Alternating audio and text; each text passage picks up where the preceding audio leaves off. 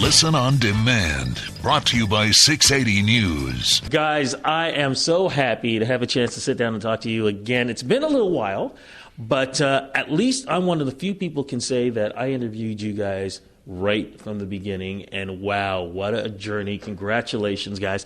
All this success that you guys have had. Yeah, it's been absolutely fantastic, and especially Canada's been always one of the big territories for us. I mean, the audience have always been so supporting, embracing us from the beginning, loving our music, showing up to our gigs, buying our albums, loving it, and we always love to come to Canada. Unfortunately, Canada always suffers a bit of the big United States that are down there, which a lot of the record companies think is much more important, but we love to come up here because it's just such a great time we have every time. Is that why we're lucky enough that the tour is kicking off in Canada? That's right. This is the best place to do that. That's all, folks. That's the Red Bull, you see what I mean? This is the best place. Oh my God, Blaise! I don't know what's happening to me. Oh, you guys are traveling? No, I'm still jet lagged completely. I was going to say, you guys travel a lot. A lot, like crazy. But no, this is the best place to start the tour, and we're about to start in Windsor after tomorrow, and going through all over Canada. And the audience is just always so amazing and supportive. Like they always scream and have a go with us. And I remember in Toronto, Urs always gets a really fantastic present from a fan. Every year he gets a motorbike with balloons. It always surprises me. Yeah, amazing. You have to see that. That's true. That's true. I think every time we play the show in Toronto, there is one particularly lovely lady, and every time I come to the venue, in my dressing room, there is a life-size Harley-Davidson chopper made out of balloons. I don't know where she gets it from. It's really cool. Really, really nice. Yeah. I would have thought you guys would just get a whole bunch of underwear thrown at you still. Or is that still happening? That's Carlos, yeah. That's just me. I just take them all and I just count them how many I have that night.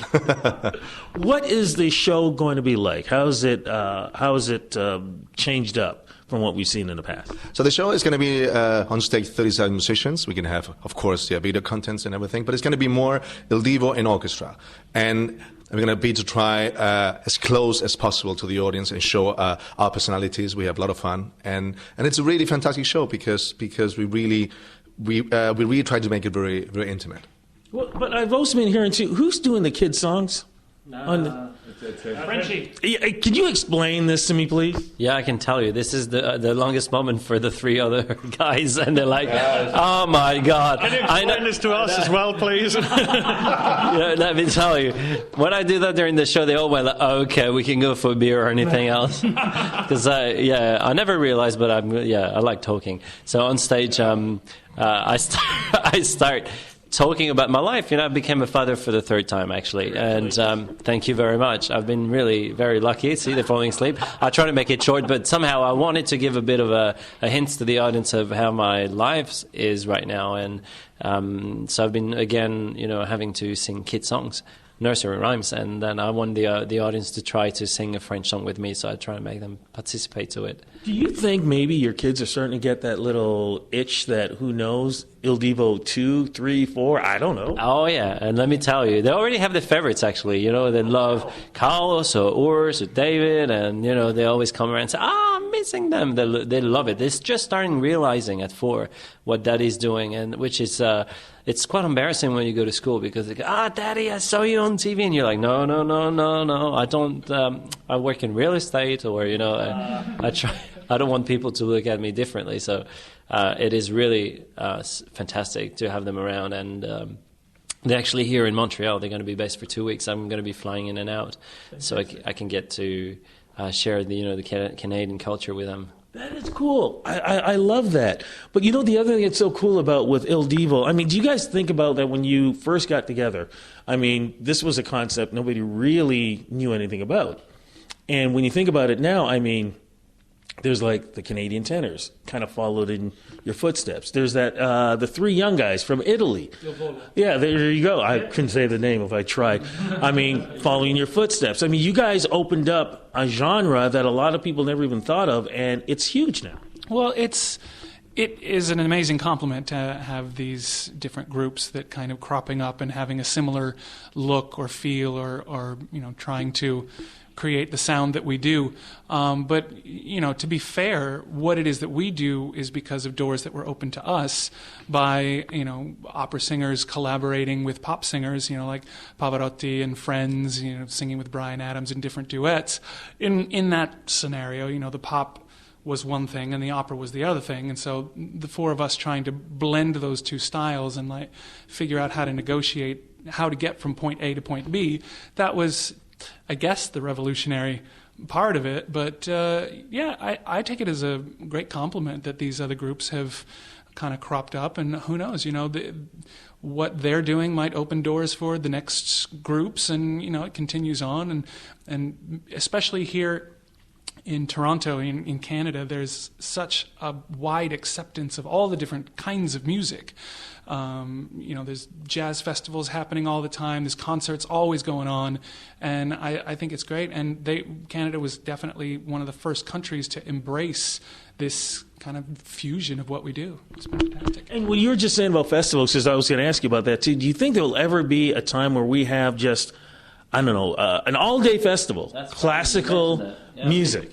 I've been talking about this to our agents, etc., around Europe and here in America. I think it would be fantastic to have a day where all crossover artists meet up, and like you have rock festivals, or it would be good that there's crossover festivals at some point. I would love to see that. But, again, I want to go back in time when I first interviewed you guys. And when you're thinking back to how things have evolved, I mean, think back to how you were feeling before. Think back to, discovering all this, to where you guys are now. I mean, how long did it take you guys to really get comfortable with each other and be comfortable with the fan support that you guys have received over and over again? It has been difficult. I mean, obviously, when we started, imagine you have four guys from different countries just put together, and then the main language is English, and then different personalities, different temperaments. For myself, I mean, being Spanish, obviously, you swear a lot in Spanish, but when you translate things in English, it sounds really bad, and we had a lot of misunderstanding. But I must say, after being together for 9 years, has been fantastic. We have a great brothership. I mean, right now we're like family, and also all the things that happen is, I mean, for myself, has been like a movie. It's like sitting and making a tour with Barbra Streisand, singing with Celine Dion, and singing with Toni Braxton, singing with so many artists, and just being all around the world. It has been amazing. And what about musically? How do you think the band? I called you guys a band. I can do that. How do you think you guys have evolved musically also? Well, it is obviously for us as musicians, as artists, very important that we don't just stagnate, that we can evolve. And I think that is one of the reasons why the recording of our last album took so long.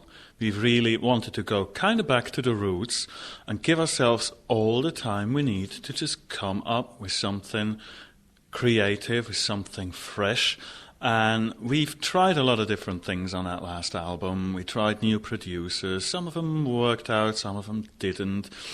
We tried on some of the songs a completely new approach. We have some songs on that album that are based on classical instrumental pieces, which then songwriters have written lyrics to and probably singing melodies and stuff.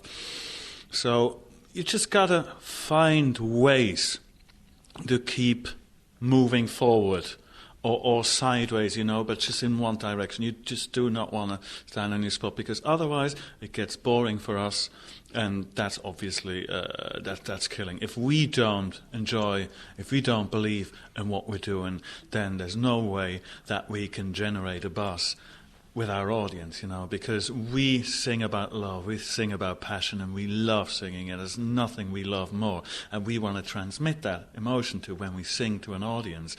And if we get bored with what we're doing, then there's no way that you can be successful, I think. Yeah, you guys can't do this because we're bringing our ladies to your shows. We're expecting something afterwards, and if you guys are bored, we ain't getting nothing. So Exactly. Yeah. So you got to work. Exactly. Thank you for that. What haven't you guys done yet that you feel that the group needs to do? What haven't we done? Yeah.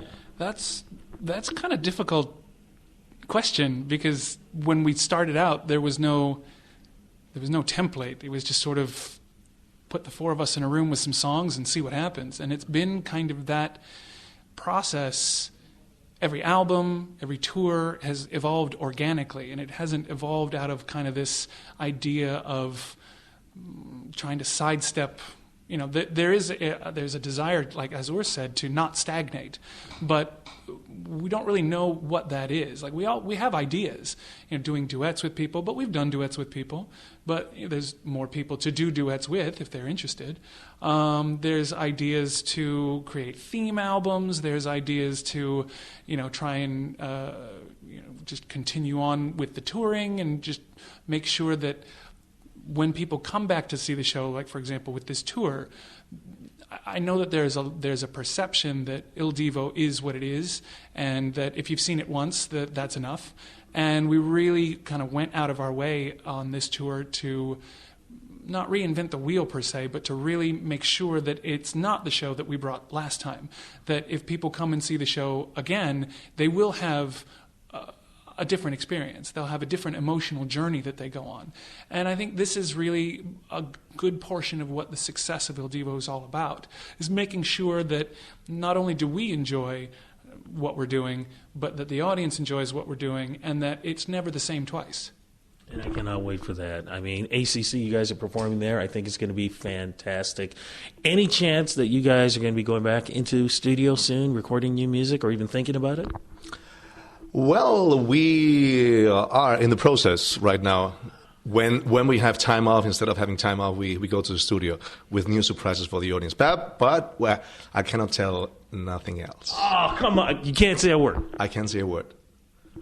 That's not fair, man. I took my day off today to find out about this stuff, and I'm just going to say you are. So there. How's that?